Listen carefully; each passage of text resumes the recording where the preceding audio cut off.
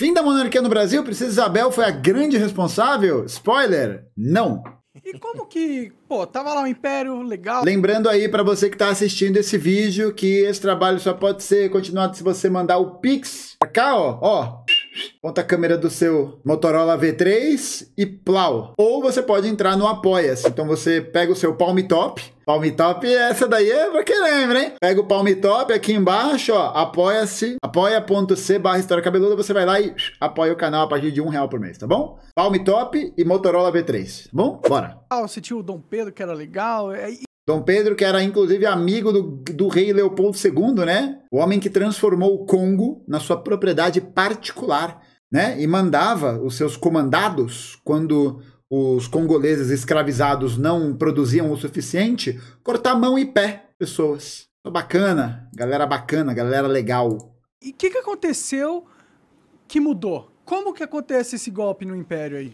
Vamos lá ouvir o deputado monarquista, né, que falou que era a favor da junção de todos os campos da justiça, né? Por que só o Tribunal Superior Eleitoral cuida das eleições, né? Por que você não pode dar a gestão trabalhista para um juiz comum, né? Esse grande especialista em direito formado pela Unicu. Olha, eu acho que o gatilho foi a questão da escravatura. Esse foi o grande gatilho. Claro que você já tinha vamos ver. uma narrativa marxista que já vinha crescendo em paralelo, né? Lembrando que os manifestos marxistas, o manifesto comunista, tudo foi lá nos idos de 1850. Né?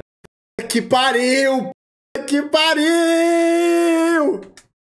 Vamos lá, gente, vamos lá. Primeiro, vamos lá. Tem nada de marxismo envolvido na queda do Império Brasileiro. Nada. Quando é nada, é nada. Porque essa literatura sequer tinha chegado ao Brasil, tá? Tinha um grande problema de tradução, de impressão, de distribuição, né? Por motivos um pouco óbvios, pensando que o Manifesto Comunista é um livro que defende a destruição dos regimes, né, feudal, capitalista, que existiam naquele momento. Então, não tem isso. Primeira coisa, não tem isso. Narrativa marxista, essa galera... Meados do século XIX. Então, mano, eu não acredito nisso, sabe? Tipo, isso não é dito por nenhum historiador. Nenhum. Nem o Marcelo Andrade, lá, o cara que... Eu vou refutar a história cabeluda. Nem ele fala uma merda dessa. Quer dizer, eu não duvido que ele falasse essa merda também, né? Marxismo, quando ele chega mais ou menos ao Brasil, ele chega mais ou menos na década de 10 do século 20, 1915. Mesmo da fundação do PCB, em 22, a maior parte das pessoas que fundam o PCB tem um conhecimento muito raso sobre o marxismo. É muito pequeno, porque a impressão era uma coisa muito difícil, era muito complicado se obter os livros por todo esse mérito, enfim, né? De ser uma literatura subversiva, né? Ela é uma literatura muito subversiva. Últimos 40 anos do Império, aquelas ideias marxistas estavam crescendo, estavam num crescente muito agressivo. No Brasil isso é mentira, isso não existe. Na França já estava bem abalada até por esses mesmos ideais. Então, abalada pelos mesmos ideais, né? Que defendiam o voto livre universal, defendiam o direito do trabalho, abalada por esses terríveis valores que defendem a dignidade humana, né? Eu vou lembrar aí para você que está assistindo, o marxismo defende a dignidade humana, né? E a monarquia, bom... O Brasil também não foi diferente, então esses ideais começaram a infiltrar.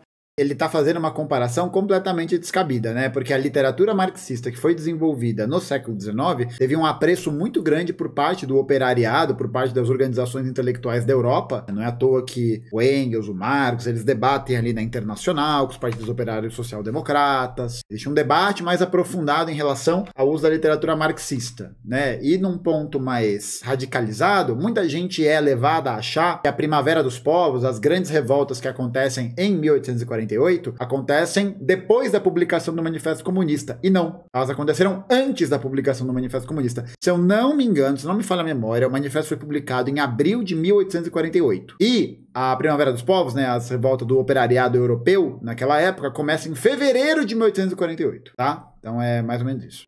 Em algumas camadas, por exemplo, os militares, outras camadas... Nossa, militar marxista no século XIX é positivista, tá? O Pipo, verdade. Pipo. Da sociedade, que vinham se manifestar mais para esse lado anti-monarquia, né? E para você estabelecer comunismo, você precisa acabar com a monarquia.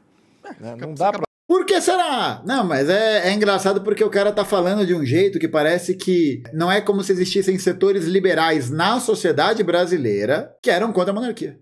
Vai com tudo, a monarquia, a religião, a família. Primeiro... Não, isso é mentira. Isso é simplesmente mentira. Aqui no canal tem um vídeo de uma comunista, de uma bolchevique, a Alexandra Kollontai, em que a gente publicou a leitura desse texto, que é o Comunismo e a Família, em que ela debate algumas questões relacionadas a como a família vai ser vista na organização da sociedade comunista. Texto excelente, excepcional. E segundo ponto, o debate sobre a religião no comunismo não é esse debate, tá? O Lenin, ele faz um debate muito interessante em que ele fala que os comunistas não são contrários à religiosidade individual de cada pessoa no seu âmbito privado. Não, o mérito não é esse. O mérito é entender que a construção da sociedade comunista não tem como atravessar uma interpretação ou uma análise social a partir do uso das ferramentas da religião, que é essa ideia de um certo proselitismo, né? De falar que o socialismo vai ser o paraíso na Terra, de que o socialismo vai ser a criação, a verdadeira sociedade de Deus. Então, não tem esse link, né? Tanto que o próprio Lenin fala que é muito importante ele, por exemplo, se um padre quiser ser um membro do Partido Comunista, um divulgador, um agitador, barará, não tem problema ele aderir a uma certa religião, desde que essa religião não interfira no seu processo de formação política e de organização da classe, tá ligado? E ao longo do tempo, né, ao longo do desenvolvimento dessa sociedade, fazer perceber que a religião ela é um instrumento, né, como Marx coloca não lembro em qual das obras, que é aquela citação famosa da religião é o ópio do povo, né, no ópio no sentido de aliviador das dores e da que é a realidade, mas que ao longo do desenvolvimento social, histórico, econômico, a religião não seria mais necessária, ela não seria mais, as pessoas não veriam mais sentido em aderir à religião. A gente não vem com a religião de bônus, né? A gente é inserido no ambiente, a gente é inserido numa estrutura, a gente é inserido numa socialização que nos coloca em contato com a religião, que nos coloca em contato com todos os aspectos da religiosidade de um determinado tempo, de um determinado povo. E também tem esse debate muito bom sobre a crítica da filosofia do direito do Hegel, em que o Marx também debate essa questão. Então fica aí as duas recomendações. Fácil é você tirar o monarca e os símbolos monárquicos, os símbolos... Tirar o monarca? Tirar o monarca de Bragança, Orleans e Bragança. Tradicionais de fé, de tradição, de valores, etc. Então, foi isso que aconteceu. Então, agora, isso não... Muito boa, né? A fé, a tradição e os valores da colonização, da catequização, da destruição de todos os povos para a implementação de um programa de ordenamento, né? Muito bom. Não foi o preconizador. O que foi o preconizador mesmo foi o fato da Princesa Isabel ter assinado a Lei Áurea. Ali é que você gerou toda a celeuma. Não, já está errado de novo. Está errado. O lance da assinatura da Lei Áurea foi uma tentativa de estabilização das tensões que o governo estava tendo naquela época, mas as tensões são muito anteriores. Elas são desde a Guerra do Paraguai, o crescimento do movimento abolicionista de uma forma geral, né, capitaneado não pela Princesa Isabel, mas por pessoas como Luiz Gama, André Rebouças, o Dragão do Mar do Ceará. Então você tem uma movimentação, você tem um desenvolvimento bem anterior à princesa aí, a princesa assinar o bagulho. Enquanto que o processo abolicionista no Brasil foi conduzido de uma maneira gradual, o que também foi o caso em vários países que acabaram... Cite algum deles. Não tem, né? Fora que essa gradualização da emancipação da escravatura aconteceu, né? As leis mais famosas são a lei do ventre livre e a lei do sexagenário. São leis que, na prática, mantinham a estrutura da escravidão mais ou menos intacta. A estrutura, né? Então, a lei do ventre livre. A criança podia, quando a criança nascia, né, do ventre de uma escravizada, a criança nascia livre. Aí você dava 5 mil reais, mandava ela empreender e ela ia melhorar de vida. Não, né? Aí geralmente a criança ficava sob os cuidados da mãe, sob os cuidados do senhor de escravos, né, do latifundiário, e aí a criança, na prática, virava mais uma trabalhadora naquele ambiente. É isso. E a lei do sexagenário falava, quando um escravizado chegasse aos 60 anos, ele estaria liberto. Qual escravizado chegava aos 60 anos? Ninguém, né? Exatamente. A criança ia lá e assistia o reality show da Natália Arcuri para pegar dicas de investimento de bolo de pote. Com a escravatura, a do Brasil demorou mais. Mesmo assim, podemos até argumentar que a dos Estados Unidos durou mais ainda, né? Efetivamente, né? Falando. Né? Teve outros guerra países civil para rolar essa parada. Demorou muito mais até, na minha opinião. Muito bom, na minha opinião, né? Existe de fato, né, uma questão que eles conseguem reutilizar a mão de obra escravizada, que é sobretudo graças à 13ª emenda. A 13ª emenda da Constituição dos Estados Unidos está escrito que ninguém poderá ser escravizado a não ser que essa pessoa cometa um crime. Então existe um processo de encarceramento em massa fudido para poder gerar mão de obra escravizada e poder fazer a produção com o menor custo possível. Documentário da Netflix, a 13ª emenda, tem a participação de ninguém mais, ninguém menos que a senhora Angela Davis. Muito bom, viu? Muito, muito, muito bom, gente. Mas foi conduzido de uma maneira gradual e todos aqueles que teriam a perder com a revogação, ou seja, com a imposição do Estado para acabar com da escravidão do homem pelo homem, aquilo não foi bem planejado, na minha opinião. Olhando para trás, se tivesse sido bem planejado, se você tivesse tido não só um gestor, né? Nossa, olha o papo desse cara, velho. Um plano de acomodação dos escravos libertos, que era fundamental para que eles fossem acolhidos numa nova sociedade. Não adianta nada liberdade sem a condição dele ser Exato. livre mesmo. Mas quem fomentou foram exatamente os fazendeiros que se revoltaram, faziam, poxa vida, olha, isso aqui era propriedade minha, então já... Que fofo! Como os fazendeiros são fofos! Socorro, né, gente?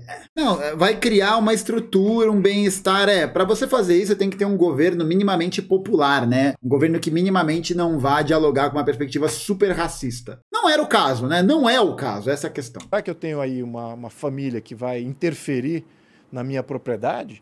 Olha o Estado, olha como o Estado é malvado, entendeu? Olha como pro monarquista, pros monarquistas, né? O Estado é malvado. O Estado interferiu no direito do fazendeiro de ter uma pessoa como propriedade. Aí não dá, né, pô? Interferir na propriedade do fazendeiro? Não dá, né, pô? Ele pagou pelo escravizado, esse Estado, viu? Não dá, né, gente? Olha o argumento do Pipo. Vou me revoltar contra essa família. Eles não tinham esse planejamento, então... É isso que eu acho. Então, a Princesa Isabel fez mais por ideologia, ela era extremamente religiosa e também abolicionista, assim como dela, só que as visões... Opa, o Dom Pedro, abolicionista palho, né? Pô, o cara era muito abolicionista, tanto que aboliu a escravidão no comecinho do seu reinado, né? Não, o Dom Pedro não aboliu, né? O Dom Pedro, nem ele aboliu, né? Ele não assinou nenhuma. Como desenrolar isso politicamente? Vai meter que dava para acabar com a escravidão sem ter... Não, a família... E outra coisa, né? Existe um grande receio da sociedade brasileira, da sociedade latifundiária brasileira, de que o Brasil se tornasse, né, nesse processo de acumulação das tensões políticas, econômicas, né, da luta de classes que se desenha com relação a isso, de ser um novo Haiti, né? Existia um medo real, né, das pessoas, dos latifundiários, das pessoas poderosas do Brasil, de que o Brasil se tornasse o Haiti, né, de que você tivesse uma grande revolta social e que os fazendeiros fossem todos mortos, igual no Haiti. E pensando que o Brasil, do contingente de mais ou menos de 12 milhões de pessoas que foram sequestradas de África para cá, o Brasil recebeu 5 a 6 milhões, se não me engano, ou de 6 a 7 milhões, eu não lembro agora, mas metade disso. Ali em 1880, 1890, bolinha, pá, Salvador, gente, tinha a população da cidade de Salvador, era composta de 55% de pessoas escravizadas e 45% de pessoas libertas, tá ligado? Tinha mais escravizado do que gente livre em Salvador. É bizarro, velho, bizarro. A família imperial não tinha como agir, porque em 1847, o Pedro II abriu mão do poder executivo. Então, ninguém entende isso, né? Todo historiador aí fala tudo errado. Por quê? Não era uma ditadura, como eles falam que era. Eu nunca vi nenhum historiador falar que a monarquia era uma ditadura. Eu nunca vi isso. E eu gosto muito que o Pipo vira e fala assim, não, os historiadores falam errado. O cara nem historiador é. Ele é historiador? Ah, é claro, né? O Pipo é formado aonde? Aqui, ó. É formado na FAAP, né? Faculdade de Boy. Instituto Europeu de Administração. Ele é formado em castas pela Unicu. Exatamente. Muito bom, hein? Muito bom. Você tinha o poder moderador, que era o Pedro II. Ele não tinha poder de fazer lei. Não era esse o poder moderador. Vamos ver. Ele delegou. Ele vai falar qual é o poder moderador? Ele era o poder moderador e o poder executivo. Em 1847, ele abre mão do poder executivo. Então ele não tem mais como governar. Mentira. Isso é simplesmente mentira, gente, porque em 1847 você tem a implementação do parlamentarismo no Brasil. E aí, nessa lógica, o poder executivo ficaria o presidente do Conselho de Ministros, que era quem convocava o processo eleitoral para eleger deputados e senadores quando tinha eleição para senador. Porque ainda tem isso, o senador no Império Brasileiro era um cargo vitalício. Vai até morrer. Só que tinha uma questão. O poder moderador, ele tinha a capacidade de demitir o presidente do Conselho de Ministros e nomear um outro presidente para poder equilibrar as forças políticas entre o Partido Liberal e o Partido Conservador, que na prática era basicamente a mesma coisa, né? O Partido Conservador ele era mais centralizador e o Partido Liberal ele era mais federalista, né? Ele defendia um pouco mais a autonomia de outras elites. Mas basicamente o Dom Pedro II, nesse movimento de demitir o presidente do Conselho de Ministros, fazia o quê? Ele nomeava um outro e esse outro presidente poderia convocar um novo processo eleitoral, e nesse novo processo eleitoral rolava fraude, rolava um monte de merda para poder eleger sempre o outro partido como situação. Então, você tem entre 1847, né, que é a implementação do parlamentarismo, até 1889, uma média de gente uma eleição nacional a cada 2 anos. Você tinha eleição o tempo inteiro. O Dom Pedro interferiu no parlamento, acho que 20 vezes, se eu não me falha a memória. Em 20 oportunidades ele fez isso. E quem tinha direito ao voto, vale lembrar, o voto ele era censitário, ou seja, ele era baseado numa forma de aferição de renda do que você tinha. Então, a pessoa para votar, ela tinha que produzir, ela tinha que ter o equivalente a uma determinada quantidade de alqueires de terra, né? Ela tinha que provar isso pela propriedade. E, geralmente eram alqueires de mandioca, né? Porque mandioca era a base da dieta alimentar brasileira. Acho que ainda é até hoje, né? Uma caralhada de coisa no Brasil é feita de mandioca.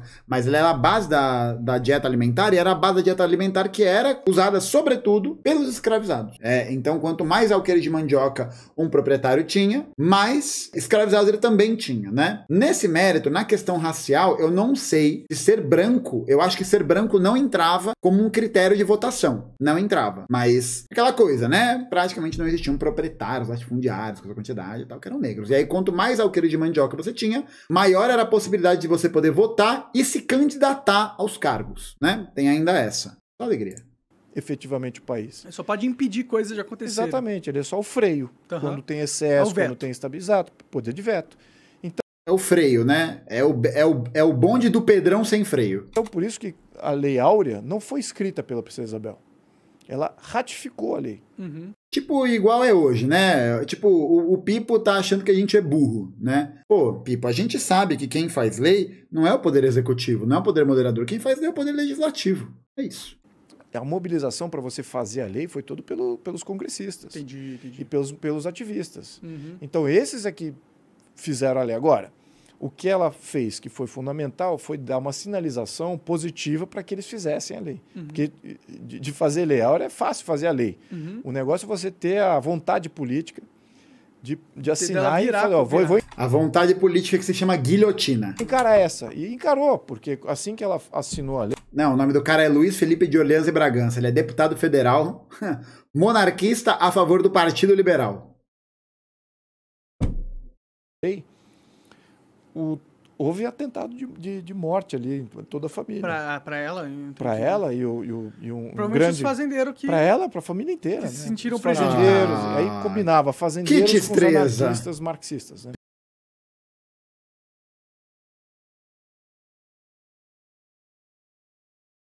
Não.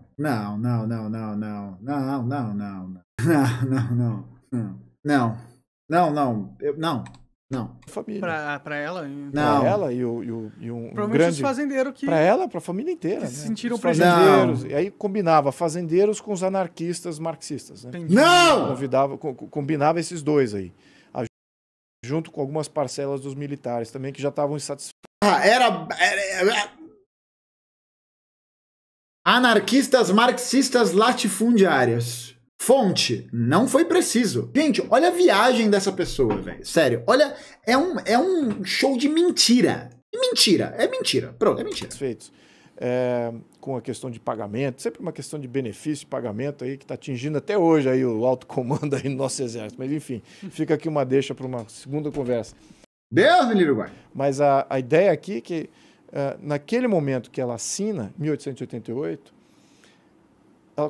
eles começam a sofrer tanto atentado de vida que formou-se uma guarda negra voluntária pelo José de Patrocínio, que era um ativista negro, que organizou uma guarda negra para proteger a família imperial. Uau, que legal, né? E que símbolo de bondade. Voluntária. Não, mas ninguém fala disso. Então, mas... Exatamente, né? Blairo Maggi no Partido Comunista. Porra. Enfim, mas você falou que isso foi algo que... Cada uma, velho. Eu tô até agora preso no latifundiário marxista anarquista. Desencadeou no golpe do Império, no Império? Isso, exatamente. Isso criou uma condição social de... Exato. O primeiro passo foi esse. No minuto que ela assina a Lei Áurea, ela já começa a sofrer atentado das parcelas da sociedade que eram contra a liberação dos escravos. Então foram os escravocratas que deram o golpe no Brasil? Exatamente. Mas, pô... Os fazendeiros têm até um apelido fofo, né? Eles eram chamados de republicanos de última hora, porque eles eram favoráveis ao Império, né? Porque o Império mantinha a escravatura, né? Correndo. Apesar, né, de existir um debate de que não existiam mais tantos escravizados nos campos agrícolas, né? A maior parte deles já está de alguma forma inserida dentro de uma economia mais urbanizada e tal, né? Não tem tanto essa questão, né, da escravatura no meio rural, né? No cafezal mesmo. Já tem, enfim, o trabalho imigrante, já tem tudo isso e tal. E aí os fazendeiros, né, mantinham o seu apoio ao Império, que já vinha sendo criticado pelos militares, pelo movimento abolicionista e pela Igreja Católica, né? Ainda tem essa, houve uma ruptura por parte do bispado aqui do Brasil com a Santa Sé Romana, porque, se não me falha a memória, a Santa Sé quer indicar uma pessoa para ser arcebispa do Brasil, e o Dom Pedro II queria indicar outra pessoa, e ele indica outra pessoa porque ele é o poder moderador, ele é o playboy safado que quer fazer o que ele quiser, e foda-se, né? E foda-se. Santa Sé em Roma é o Vaticano, mesma coisa que o Vaticano. E aí é isso, né? E aí o Dom Pedro também rompe com... A Igreja Católica também vai romper com o Dom Pedro, justamente porque o Dom Pedro vai nomear, né, uma outra pessoa para poder ser o arcebispo do Brasil, contrariando a ordem que a Igreja Católica havia dado, né? E nessa época, ainda nessa época, você tem uma influência muito grande por parte das forças da Igreja Católica em todos os segmentos sociais. Não, exatamente, o Dom Pedro apoiava a maçonaria, exatamente. A maçonaria era uma instituição que, para a Igreja Católica, era uma instituição que não deveria existir, né? A famosa questão religiosa, né? A Igreja Católica proibia a maçonaria, o Dom Pedro não queria proibir a maçonaria, né? Tem esse ponto. Eles tiveram ajuda, provavelmente, né? Exterior, né? Olha, aí já não sei. Claro que não sabe, você não sabe nada. Isso é muito especulado, se teve interferência ou não. Tem umas famílias aí que patrocinou Marx, né? Sim. Teve a família Soros, né? O George Soros financiava o Karl Marx, todo mundo sabe disso, né? Exatamente. O Lula patrocinava o Karl Marx. Exatamente. É verdade. E sim, aí você pode botar todo... Cara, é muito ruim, velho. Todo o ambiente político internacional. Agora, o que de fato gerou... O Brasil sofre com essas influências internacionais, não tem a mínima dúvida. Sofre? A gente deles. Eles mandam na hoje gente é até isso, hoje. Né? O último, na minha opinião, assim, em termos de resguardo daquilo que era de fato Brasil, era o Pedro II. Depois... De fato, o que era o Brasil, né? O que era o Brasil na época do Pedro II? Gente, vamos recapitular, né? O que era o Brasil? O Brasil era um país latifundiário, era um país escravista, era um país que tinha um ideal de eugenia e de branquitude, era um país analfabeto, era um país marcado pela fome, pela desgraça, pela pauperização da população. Era uma monarquia que, na prática, era uma monarquia absolutista, né? Todos esses são os valores do Brasil. Parecido com hoje, né? Que loucura! Como assim parecido com... para. Ô, chat, para de ser hater, pô. Pô, o cara tá aí falando, respeita o cara, pô. Ele tem formação em história da monárquica, né, com K, na Unicu.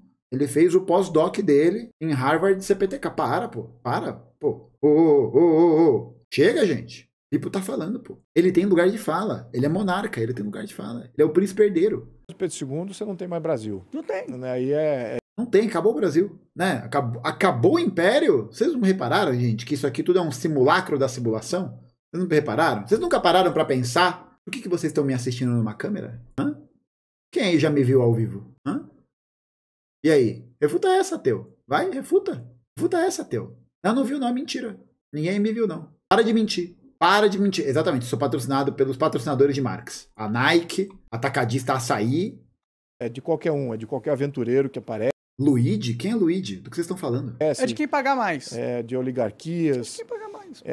Quem paga mais? Quem paga mais? Quem dá mais? É um leilão, né? É o Leilão Brasil. Mas dá mais, dá mais, dá mais.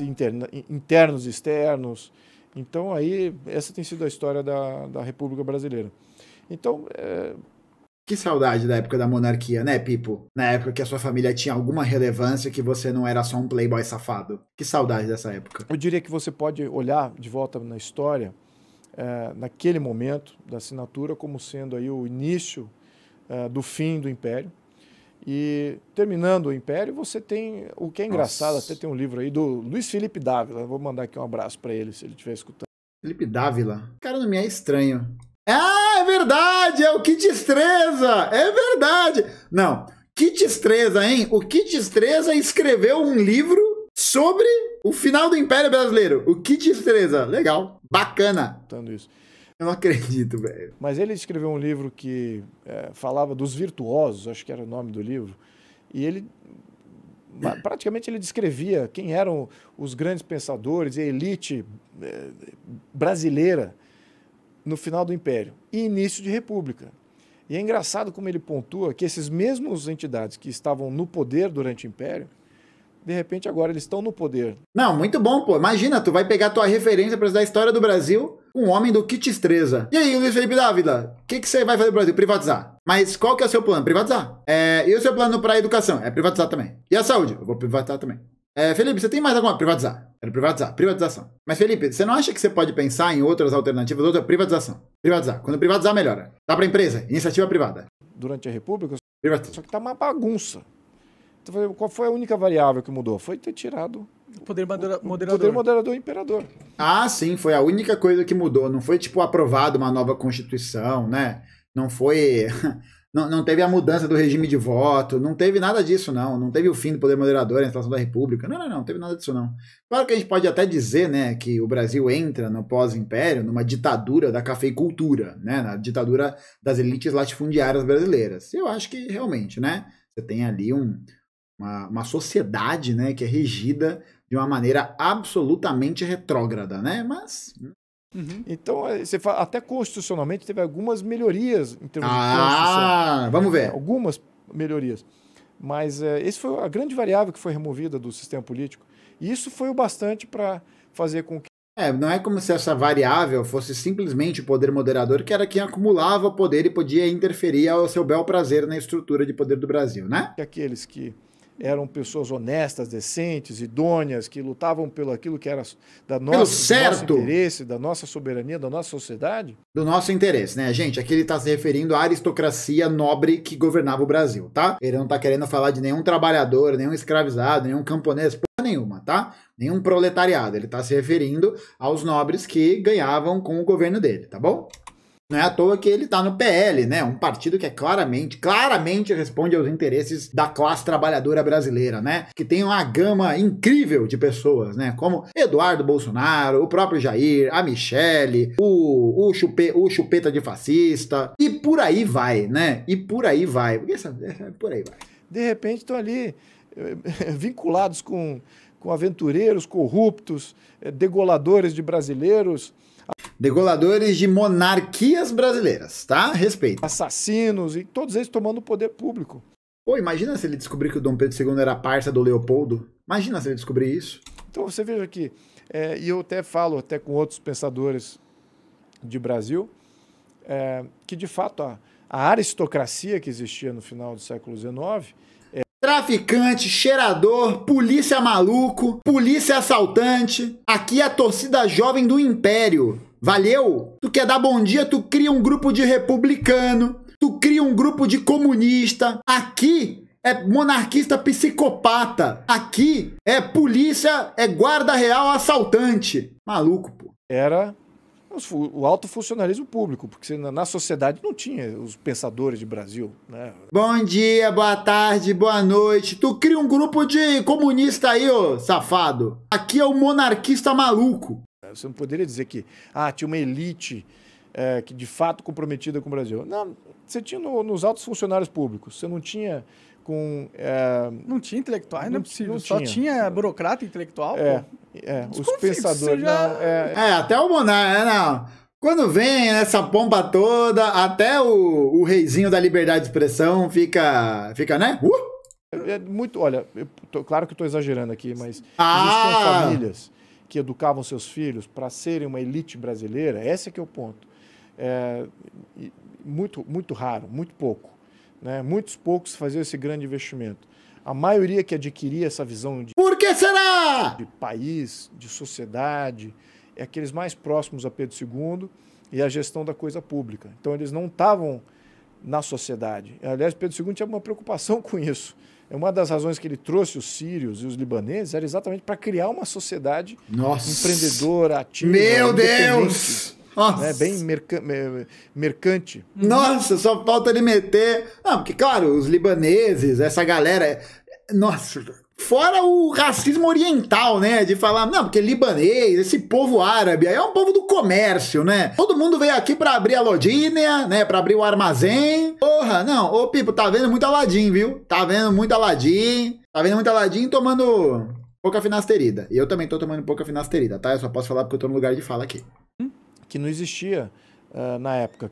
Não existia empreendedor no Brasil, esse era o problema. Ele queria criar uma classe média. Para poder apreciar aqui uma grande nação. Que ele podia apreciar. Média é um país só rico no trabalho, pô. Tem que ter... Pô, exatamente. Porque eu tenho que agradecer, pô. A família real trouxe a minha família pro Brasil. Eles trouxeram, foi.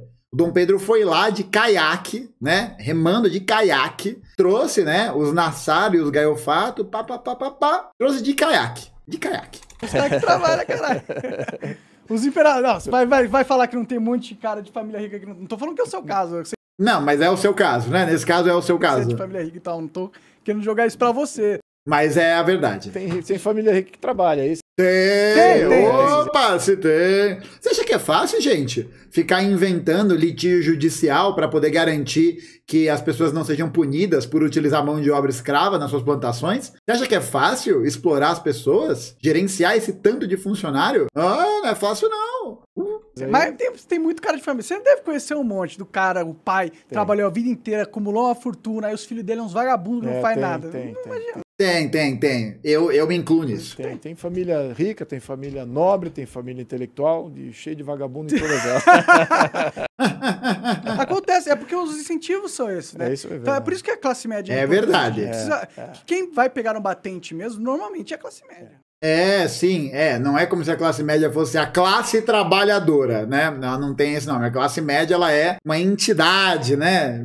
Ela fica ali, sobrevoando as nossas cabeças. Ruim, hein? Nossa senhora! Aliás, bônus, informação bônus aqui, presta atenção aqui, a Aninha foi pesquisar, né, sobre o livro do Luiz Felipe Dávila, e o trisavô dele é ninguém mais, ninguém menos que Elias Antônio Pacheco e Chaves. Foi empresário, fazendeiro de café e político e chegou a assumir um cargo como deputado-geral e vice-presidente da província de São Paulo. Formado em Direito pelo Largo São Francisco, é óbvio, né, onde mais a elite brasileira se formaria. Na Primeira República. Aqui, só alegria, gente. Só alegria. Aqui, Não, por que será que o Luiz Felipe Dávila defende, né? Quem diria, pô? Eu jamais imaginaria uma coisa dessa. O cara veio do zero, pô. Aqui, foi a construção de um palacete que levou seu nome. Caralho, velho. O maluco foi responsável por construir o Palácio dos Campos Elíseos. Aqui em São Paulo. Porra. Aqui, nomeado por carta imperial. Ah, que surpresa, né? Que surpresa, gente. Que surpresa. É realmente um choque, né? Eu estou chocado. Tô chocado. Mas, pô, podia ter pegado uma fotinho melhor, né? Não vê nada aqui, Aqui, Isso aqui parece um pouco, né? O Luiz Felipe Dávila. Não parece? Parece, gente, Parece, Pô, pior que parece mesmo. Lembra um pouquinho mesmo. Que destreza. Veio igual. Exatamente, veio igual.